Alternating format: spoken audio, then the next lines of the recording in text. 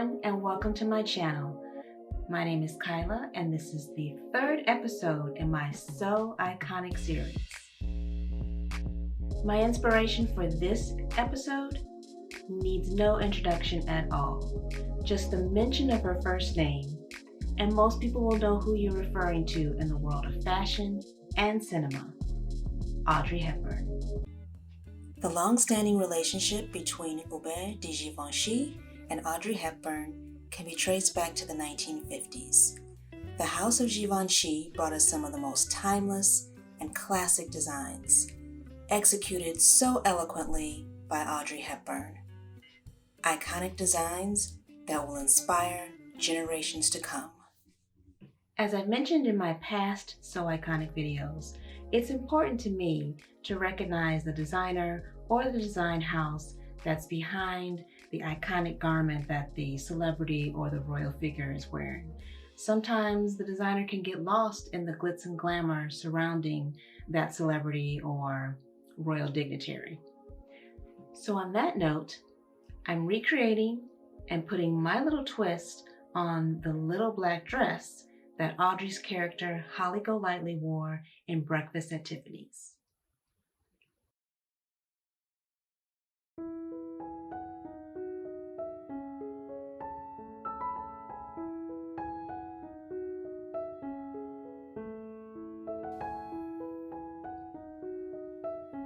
So I'm going to be making this variation with the little walking slit in the back.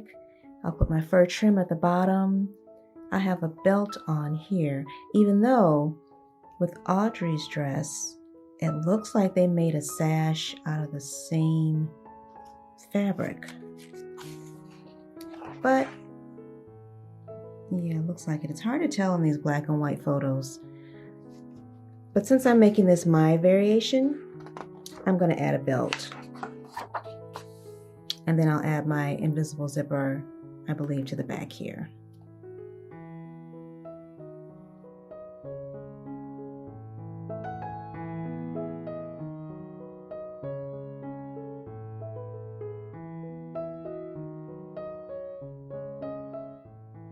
This is the layout that I'll be following for the 60-inch wide fabric with no stretch.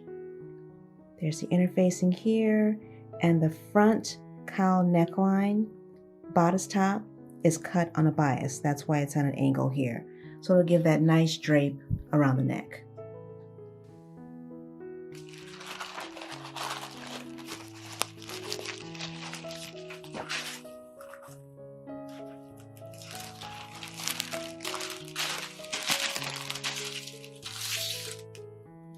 So this is the last piece that I need to cut out. It's the front bodice. It's cut on the bias.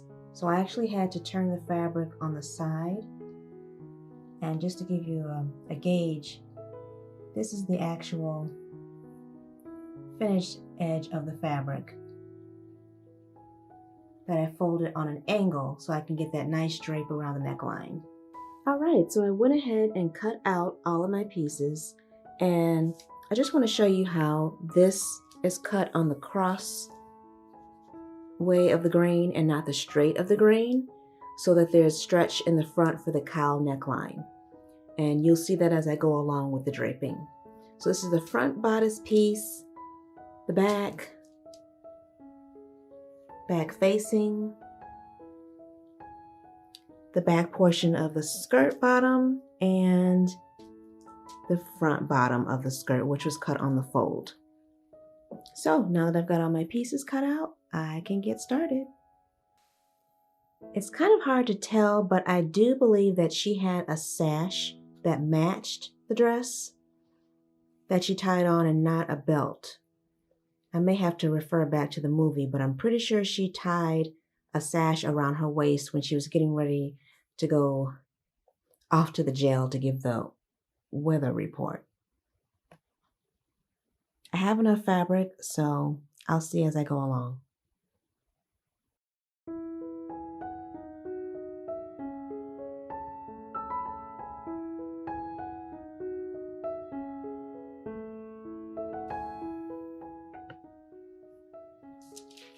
So I've transferred the marking for the size large to make my darts for the back.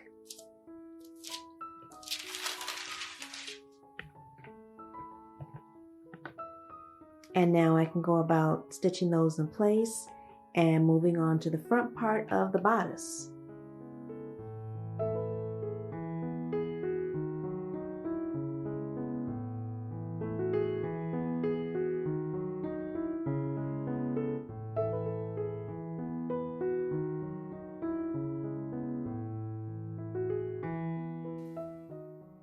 I finished off the raw edges of the facing because that'll make it easier when I apply the zipper to the back and just having that already done.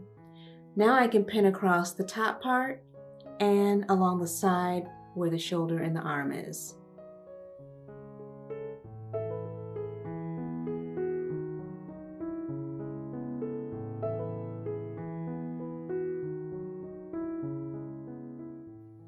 Now that I've got the facing stitched to both of the back sides, you'll see that I've started making notches around the curved edges, and I'm going to do this also underneath the back of the neckline as well on both sides.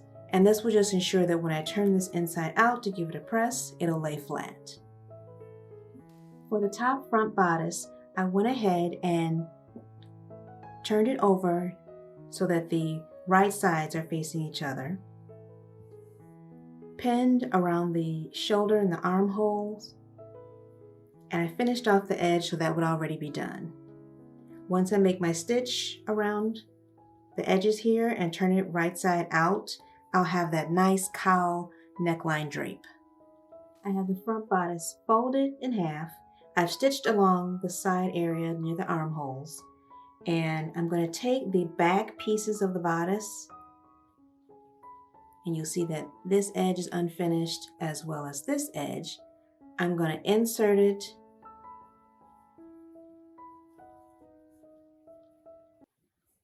stitch this across, turn it inside out, and then I'll have the front and the back bodice attached.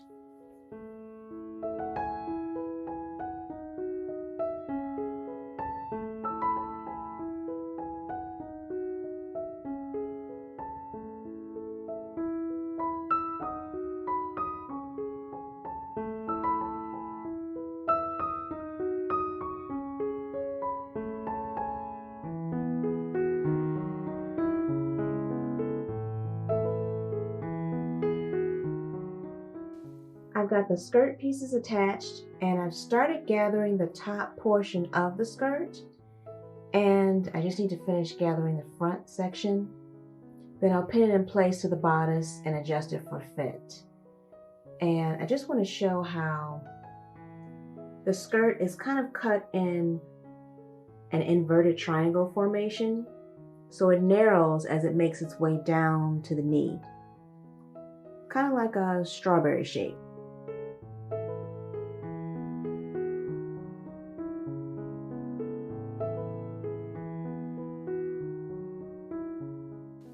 I'm pinning the two back pieces starting just under where the zipper will end to connect it to the top of the bodice, and then I'm going to stop right at the beginning of the walking slit. I've got the one side of the bodice pinned up to the armhole, and now I can move on to the other side.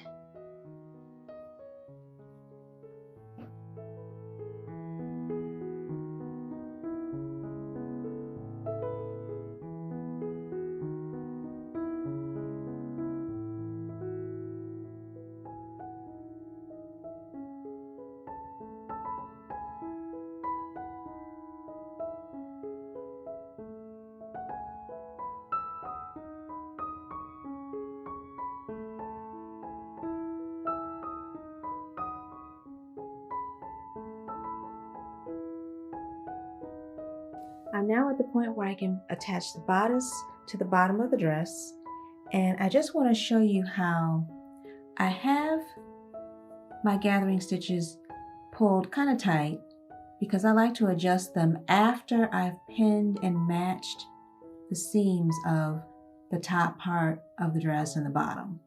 So I do that on both sides, or however many seams I have to match. And then I go about adjusting my gathers in between for the ease.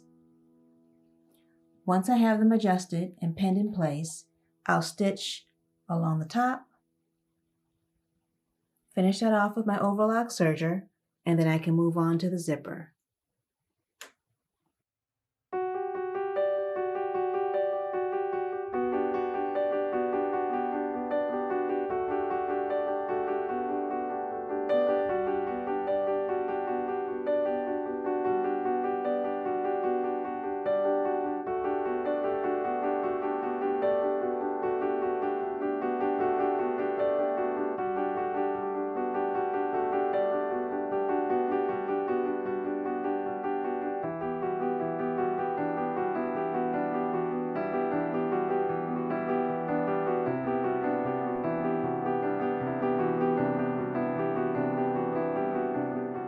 Ooh, it is coming along. Oh, I'm loving that neckline, how it's draping. And the gathers are just a little bit, not a whole lot to make the dress look poofy.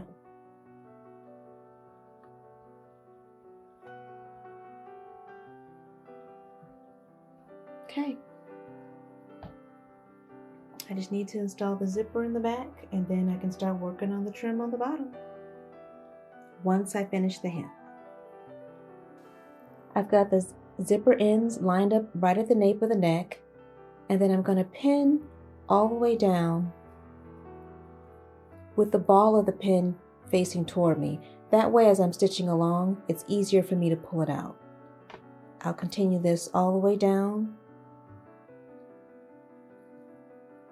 until I reach not quite all the way to the end of the zipper, but I'm going to stop short. That way I don't have to go around the stop at the bottom.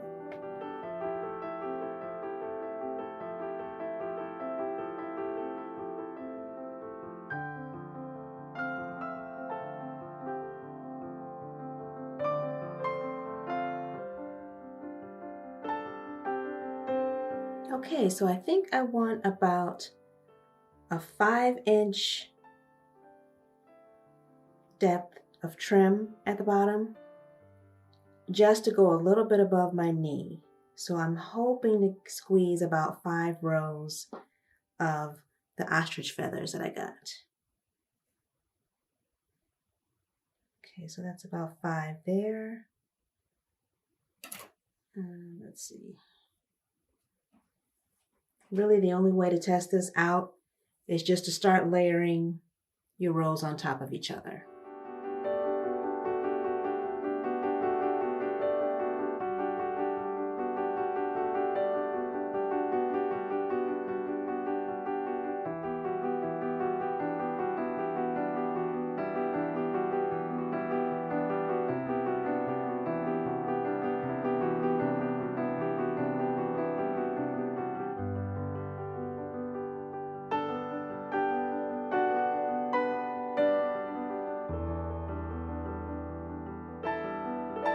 I think that'll do it.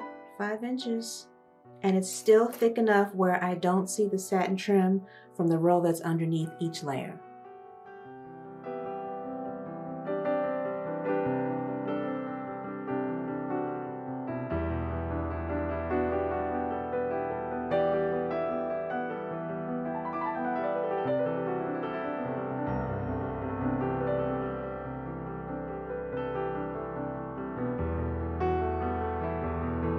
Okay, I just want to show I was getting a little bit nervous. I've got the 3 yards attached all the way around, so 3 rows, and this is what I have left, and it's looking like it's going to be right down to the 1/8 of an inch that I'll make it. So 2 more rows. I'm stopping at these 2 pins here. That will give me my 5 inches, and then she's done.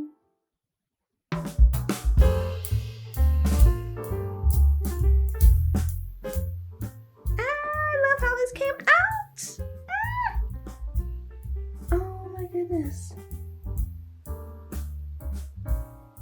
And I'm so glad that I went with not using that blow dryer method to fluff this fringe up and just leaving it flat, because I believe she has on her dress like double looped fringe, but I'm not for certain because it's hard to tell in those black and white photos. But I like it flat and not really poofy and out there. I'm going to add a little hook and eye at the top here just to finish that off and bring that a little bit closer together. But other than that, I am liking what I see. This is such a simplistic but wearable and yet still impactful design that I wish we saw more of these days.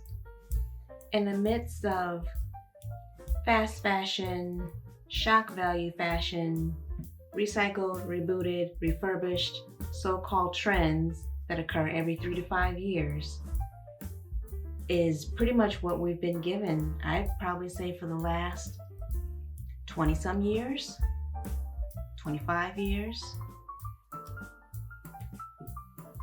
I wish there were more designs that were chic and comfortable, and I think that there would be less design labels, and honestly, people would be keeping more money in their pockets because they wouldn't be consuming as much.